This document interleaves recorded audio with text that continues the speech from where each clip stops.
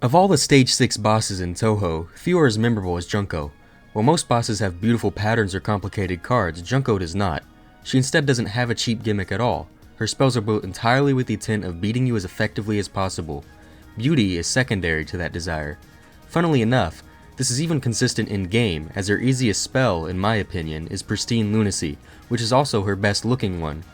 But why does she prioritize quick and efficient victory above all else? In this video, I'm here to dig into just who Junko really is, and what drives her to only have pure fury in her heart. Like most Touhou characters, we start with the game she first featured in, Touhou 15, Legacy of Lunatic Kingdom. Junko is a Stage 6 boss and driving force of the story of the entire game. She also appears in the extra stage alongside Acacia Lapis Lazuli. In the game, Junko, a divine spirit, is seeking revenge for her murdered son. However, when the protagonist makes it to Junko, the Lunarians are already in the dream world, and Junko is biding her time on the moon. But why?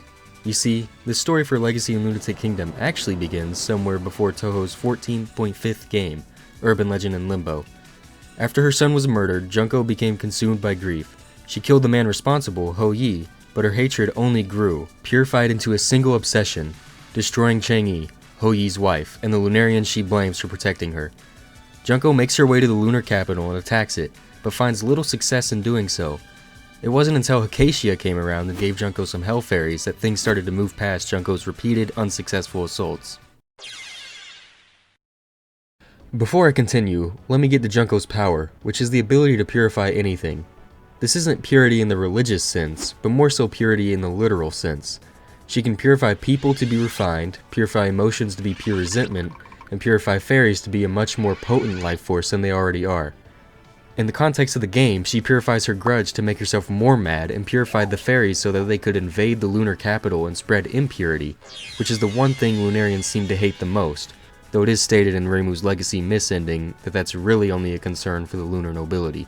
Now, after Junko sends her fairy army into the lunar capital to wreak havoc, the Lunarians flee to the dream world and create a fake lunar capital there. This is only temporary, however, and Sagu may ask the protagonist to help deal with Junko, otherwise the people of the moon will have no choice but to invade Earth. The events of Urban Legend in Limbo are her setting the stage for her eventual invasion, but I'm not going to cover it since this video is about Junko herself. So now that we've covered the very basics leading to the events of Touhou 15, as well as her power to purify, I'd like to go into more detail pertaining to that power of hers. You see, I think this power defines her character very accurately. Her attacks are pure, they don't seek to be beautiful, they seek to be effective. The attacks are her anger manifested and given shape. Most of her attacks incorporate circles, which makes a lot of sense when you view it through the lens of perfection and imperfection. Now what could this mean? Well, a circle in Japanese culture is seen as the symbol of the beauty of imperfection, and the practice of Enso in Japanese culture relates the circle to enlightenment, emptiness, freedom, and the state of no mind. Now some of these apply more than others, but emptiness in particular seems most adequate for describing her. Mathematically, the circle is considered the purest shape. It is uniform, unbroken, and without flaw. And given Zun's math background, it's no coincidence that Junko's spell cards take this simple, perfect form. Combining these two definitions into the concept of perfect imperfection describes Junko and her purifying ability very well. She purifies the fairies into their refined forms, but they are still seen as imperfect to the Lunarians. Her ability made them perfectly imperfect. She purifies her anger into a sharpened wrath, but in doing so it strips her of everything else. Junko herself becomes the ultimate embodiment of her ability, perfectly imperfect, an empty anger. In her own words, she calls it pristine impurity. Now, let's cover the Lunarians a little bit. You see, unlike Junko, the Lunarians obsess over purity itself. While she uses purification as a means to an end, the Lunarians see purity as both the means and the end. They accept no less than perfection, and Junko knows this. She weaponizes the fairies' imperfection, turning what the Lunarians despise into a weapon, which forces the Lunarians into the dream world. Once you defeat Junko on Stage 6, the game doesn't end, and it is within this dream world that the extra stage takes place.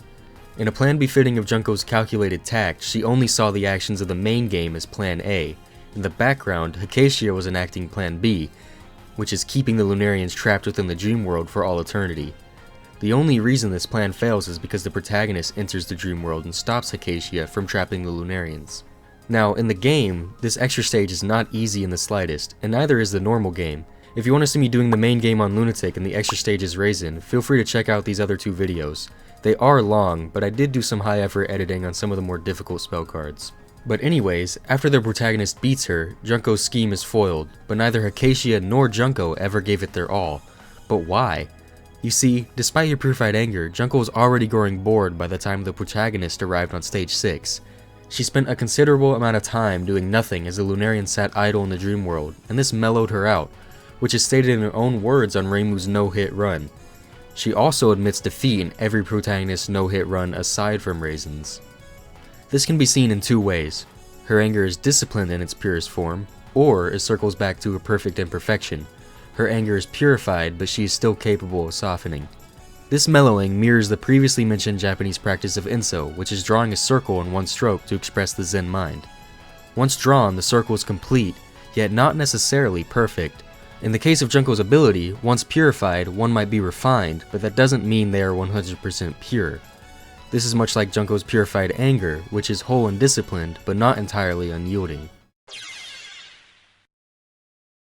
All these small things about Junko humanize her.